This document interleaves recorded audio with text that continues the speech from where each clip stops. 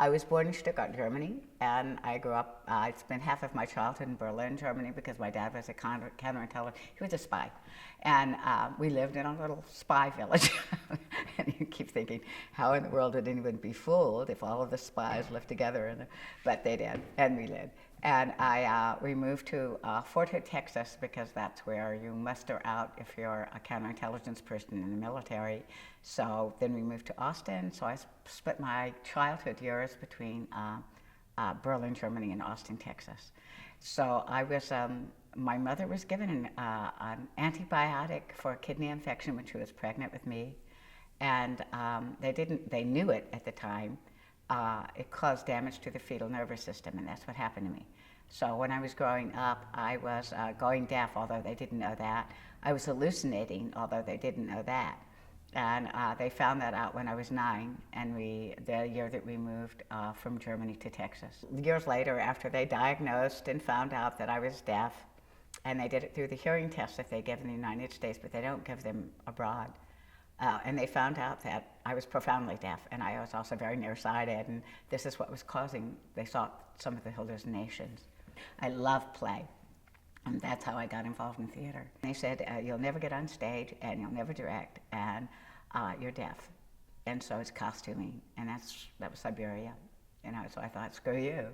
And then I found my families, and I started theaters. So I helped start another one in Austin after we found it. My sweetie and I, Donna and I, she got a job here, and when we first came here, I thought, what the hell am I going to do? I didn't fit in anything, and it was it's not that it's conservative, it's just that there was no place to fit. So we started the Mickee Faust Club, and it became, because I'm deaf, it became kind of, and we're queer, it became a haven for people who were a little off-kilter.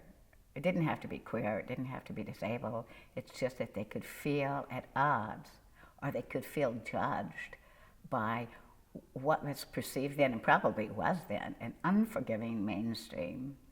I always wanted to be buried in costume, but my favorite roles, okay, I can tell you my favorite roles. I like playing Mickee Faust, it's fun. I used to just do it, and now it's become like this, it's like the head of this company. But it used to just be something I thought was funny. He's a foul-mouthed, cigar-puffing, beer-guzzling, illegitimate brother to that unctuous rodent in Orlando, and so there's a feud between them, and so, because, Mickey Faust gets Disney World, Mickey Mouse gets Disney World, and Mickey Faust gets, this. And that's kind of like, it's like no contest, but Mickey Faust pretends that it is. I'll do Mickey for you, though, okay? It's pretty easy. It's just like, like that, and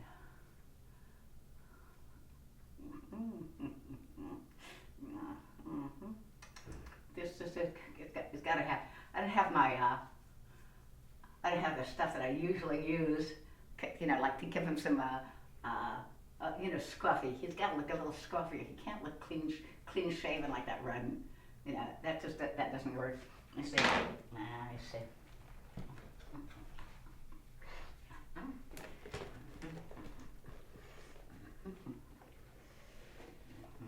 Oh wait, I can never go without my tie.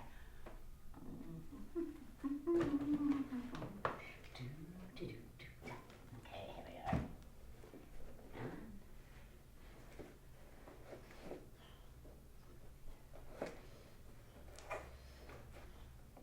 I have to take off my earrings. Although Mickey Faust is like Bugs Bunny, it doesn't really have a gender. The gender changes with it. Well, but whatever, it always has 5 o'clock shadow. So that's it. No.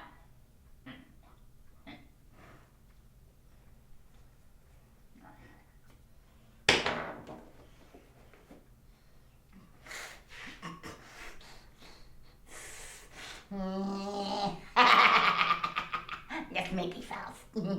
Who's the leader of the cult? Slave driving you and me. That's Mickee Faust. Faust takes risk, and it's funny, and I want to tell you a thing.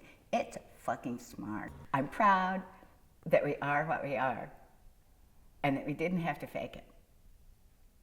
You know, that's what I'm most proud of.